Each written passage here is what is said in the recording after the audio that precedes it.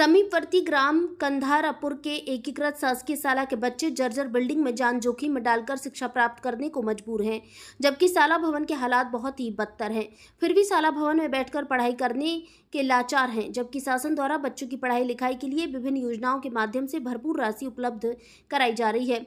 फिर इस शाला भवन के हालात आखिर ऐसे क्यों हैं? यह एक विचारणीय प्रश्न है, क्योंकि वर्तमान समय में स्कूल की छत से पानी टपकता है और दीवारें पिलर से फटी हुई हैं। शिक्षक की शिकायतों के बावजूद अधिकारियों की ओर से केवल फोटो मांगकर मरम्मत के आश्वासन दे दिए जाते हैं, लेकिन कोई कार्रवाई नहीं की जाती। ऐसी स्थिति में भारत के भाग्य विधाता कहे जाने वाले बच्चों का भविष्य आखिर क्या होगा? इसका जीता जागता उदाहरण एकीकृत शासकीय शाला कंधारापुर में कक्षा 1 से 8वीं तक के बच्चे जर्जर बिल्डिंग में शिक्षा प्राप्त करते हुए देखे जा सकते हैं।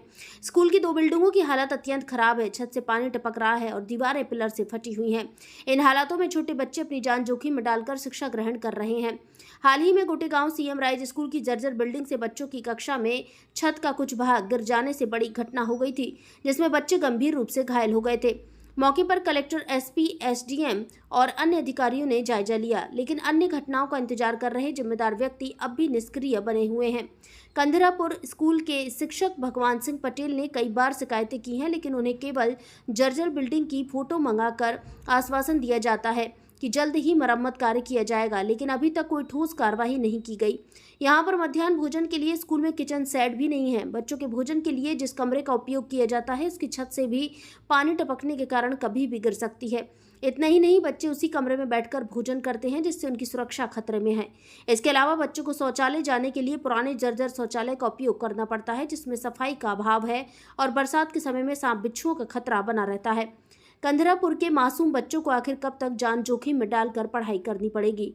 ऐसी स्थिति में अगर कोई बड़ी घटना घटित होती है तो इसका जिम्मेदार कौन होगा? यह सवाल आज भी अनुत्तरित है। ग्रामवासियों व अभिभावकों ने क्षेत्रीय जनप्रतिनिधियों व उच्च विभागीय अधिकारियों से तत्काल इस ओर ध्यान देकर विद्यार्थियों के लिए समुचित व्यवस्थाएं उपलब्ध कराए जाने की मांग की है।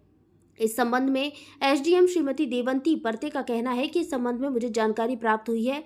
मैंने बीईओ को शाला भवन की मरम्मत करने के लिए बोल दिया है, वह जल्द ही ठीक कर देंगे। अभी हाल ही में हुई सीएम राइज विद्यालय की घटना को देखते हुए मैंने संपूर्ण तहसील क्षेत्र की डिसमेंटल शाला भवनों की सूची मंगाई है। भारत संवाद से कंचेरी पटेल की रिपोर्ट। आपकी स्कूल की ये जो जर्जर स्थिति है, जिस बिल्डिंग में बच्चे शिक्षा प्राप्त कर रहे हैं, बिल्कुल जर्जर स्थिति में है। आपने कहीं शासन प्रशासन से इसकी शिकायत की है कि नहीं?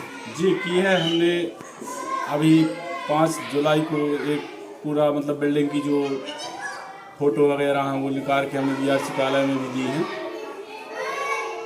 और प्रति साल देते हैं। हमारे पास एक और दूसरी बिल्डिंग है, हम उसमें लगाते हैं